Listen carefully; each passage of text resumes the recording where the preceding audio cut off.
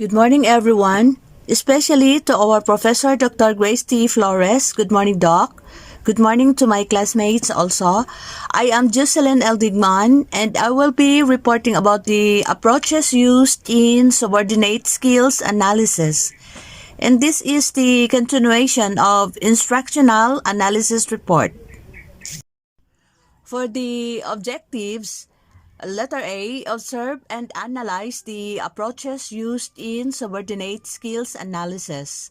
Letter B, follow the approaches used in subordinate skills. Letter C, demonstrate positive attitude in doing approaches in subordinate skills.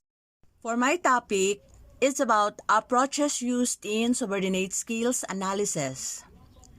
For the first topic, it's hierarchical approach. The second one is cluster analysis. Third is combination approach for attitudinal goals. The fourth one is entry behaviors. Now, let's have first some background information about this subordinate skills analysis. Second part of the instructional analysis is the subordinate skills analysis.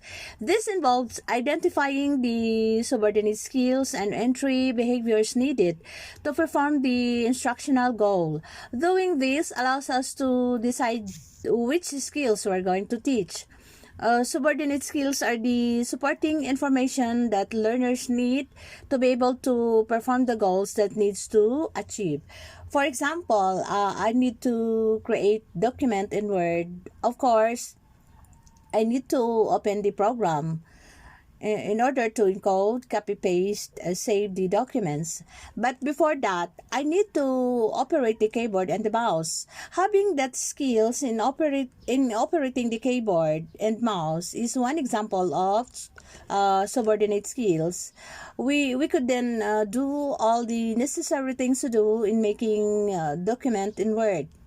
Having that knowledge in doing something helps us achieve the goal that we wanted to do. Let's move on to the first topic of my report about this hierarchical approach.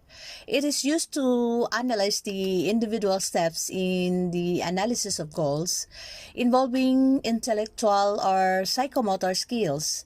At this point, we want to focus on one goal step at a time, starting with the first one. And we have to remember and follow its goal step and think about what skills and knowledge a learner must possess to be able to perform that step. According to Robert Mills Gagne, he suggested that we have to begin with a question.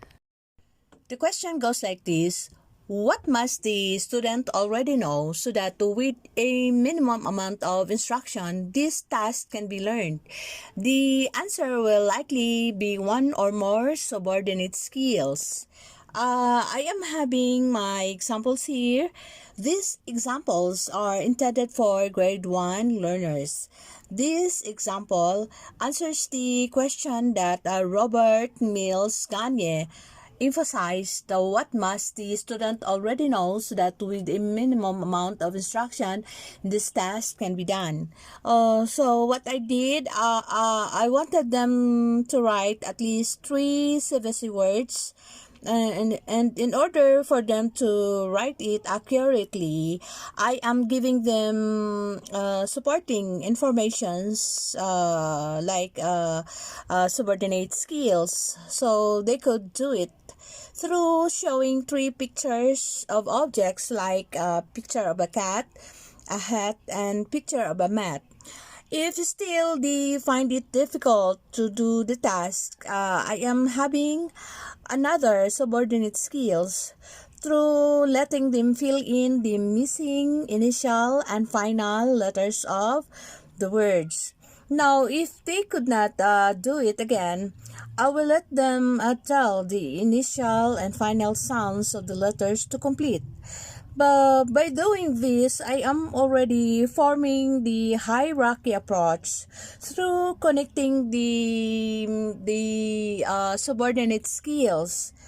until the learners achieve the goal statement. Now, please notice how the diagram being presented. For the key takeaways, after we have identified the initial subordinate skills for a step, we should then examine each of those subordinate skills and determine if there are any additional skills or knowledge that the learners must possess in order to learn those skills. This will result in the identification of additional subordinate skills. After we have finished analyzing our first goal step, we have to continue on this way. We have to analyze its succeeding goal step to identify subordinate skills, and then analyzing those subordinate skills to identify more subordinate skills. In this way, we will be building a hierarchy of skills that are required to attain its main goal step. Because this hierarchy approach provides a model on how students are motivated to learn, finding its ways on how to let the learners understand the content.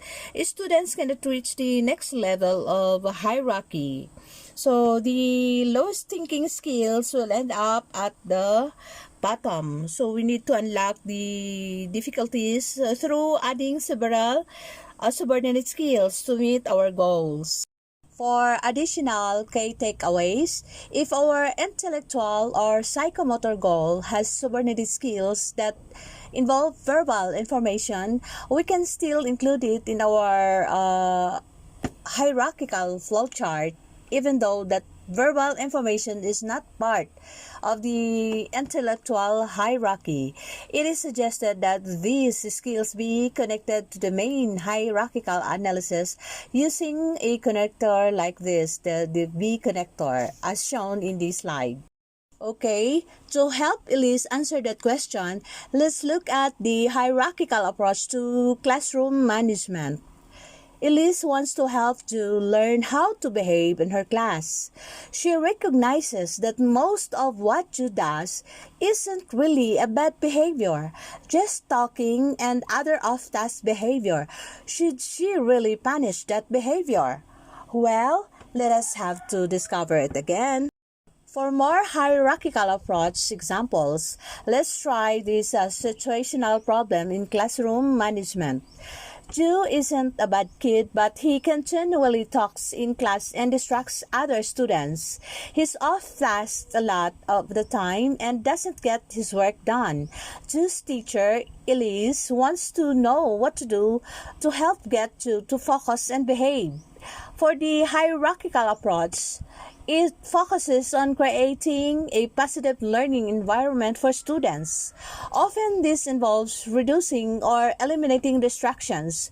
Anytime that the student like to acts out in class, it's a problem that needs to be addressed. But there are many different ways to address issues. How should Elise react to Joe's behavior? To help Elise answer that question, let's discover the hierarchical approach to classroom management. For the continuation about Elise's problem about the situational classroom management, referring to this hierarchical approach, Elise might want to consider the hierarchical approach to classroom management. This approach uses a tiered system to approach discipline. The bottom tier is the most mild punishment, like simply shaking your head at the student. The top tier is the most severe punishment, like suspension from school or a visit to the principal's office.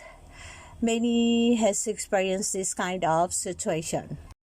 Now we will be discovering different kinds of discipline as far as hierarchical approach is concerned. Why is it that hierarchical approach influences students to behave appropriately beneficial? It is because it provides the teachers with a systematic approach in addressing inappropriate students' behavior. Now for the tiers of discipline, each educator can come up with their own tiered system, but most hierarchical systems have this three general tiers. For tier number one, tiers of intervention are a useful way of identifying the group of students that may benefit from a given intervention from all students. What is this all about? Tier 1 behavior are behavioral strategies that all students have access to. These interventions set the foundation for behavior in the classroom.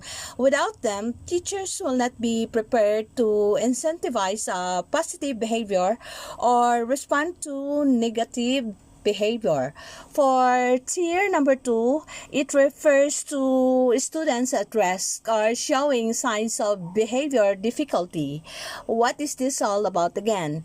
Tier 2 supports often involve group interventions with 10 or more students participating. Specific tier 2 interventions include practices such as social skills groups, self-management, and academic supports. For Tier 3, refers to students with chronic or intense behavior needs. At Tier 3, these students receive more intensive, individualized support to improve their behavioral and economic outcomes. Tier 3 strategies work for students with developmental disabilities like autism, emotional and behavioral disorders, and students with no diagnostic label at all.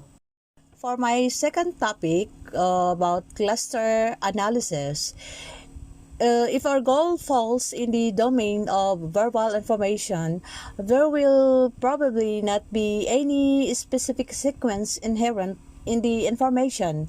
In other words, it may not involve going from one step to the next. With verbal information, re-identifying a sequence of steps, but mainly we are just identifying the information that is needed to achieve our goal. In this case, a cluster analysis is generally used. This involves identifying and grouping major categories of information that are implied by a goal, and then deciding how the information can be clustered together best. Diagramming a cluster analysis can be achieved by using the hierarchical technique, with the goal at the top and each major cluster as a subskill. Because our information is in clusters and there is no explicit sequence, it is not considered as hierarchy approach. Now, if we are going to remember about hierarchy approach, that is adding several subordinate skills in order to let the learners understand what is the content is all about, and by doing that we could achieve the goal that we wanted to achieve.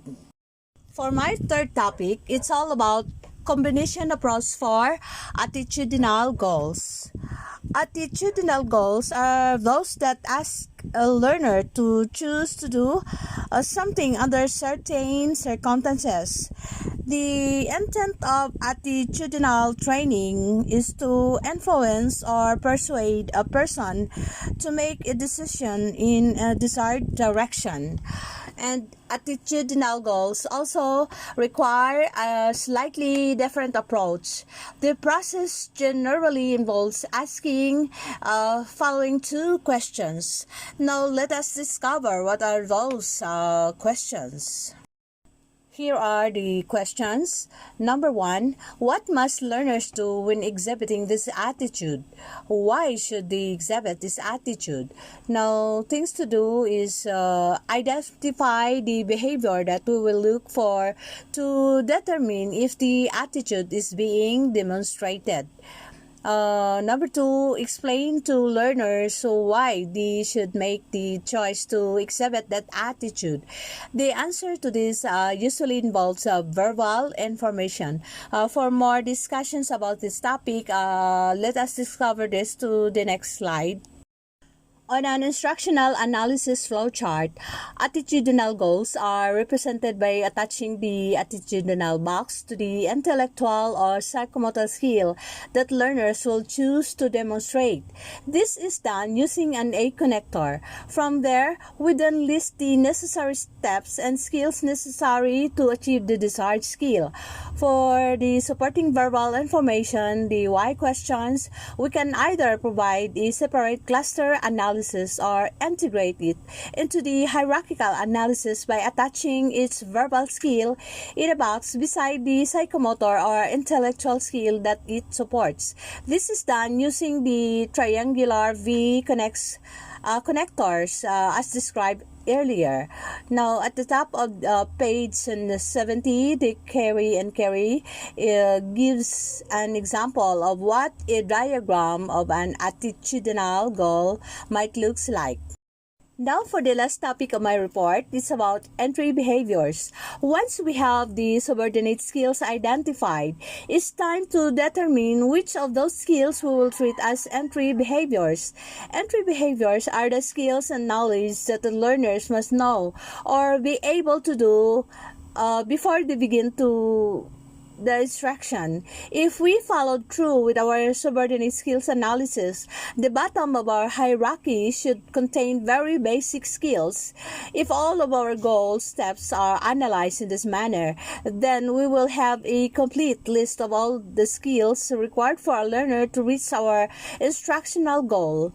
If it is likely, though, that the learners already have many of these skills, so they will therefore not need to be included in this instruction we develop. These are the skills that we will assume that the learners have before they begin the new instruction.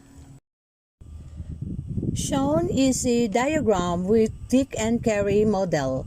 Let us study how to identify this entry behavior using the diagram. We have to follow the flows of the arrows. At first, we need to identify entry behavior. Now, upon identifying the entry behavior, we need to identify our instructional goals and will then conduct instructional analysis. Then, upon conducting these instructional goals, instructional analysis, we then write performance objectives, develop criterion reference test, develop instruction strategy, develop and select instructional materials, develop and conduct formative evaluation, develop and conduct summative evaluation in interpreting or identifying entry behaviors. There are a lot of processes around that surrounds the in identifying entry behaviors on what we are going to do. Now, above also is we have to revise the instruction, then conduct instructional analysis. And that is the Dick and Carey model, and the references are shown below. Here's a note on numbering conventions. The Dick, Carey, and Carey book provides many examples of instructional analysis diagrams. However, they have stated that we may notice that the goal steps and subordinate skills in their examples seem to be numbered in an arbitrary fashion, and they thought that it would be very helpful. They stated again that they created their own model in which it can be seen on my next slide. And in addition to that, they stated again that they had created a PDF version so that we can download it for easy reference when we have to create our own flowcharts. Shown here is a diagram showing Dick, Carey, and Carey model. A diagram on how to identify the subordinate skills analysis that we need to have in order to achieve the good goal analysis. Let us try to analyze in our own interpretation On how is this process being done? Through following the flows of arrows being presented. What are the subordinate skills being done inside its boxes in order to achieve the goals? And below are the references of this diagram. Shown here is the accurate interpretation of the diagram that I just recently presented. And please notice how the goal steps are numbered sequentially from left to right, while the sub-steps and subordinate skills are numbered from bottom up. Please be guided accordingly. Here's the references of my report. Just click it if you want to view it. That ends my report, and I would like to thank our professor, Dr. Grace T. Flores. Thank you so much, Doc, for listening, as well as to my classmates. Thank you so much. God bless us all.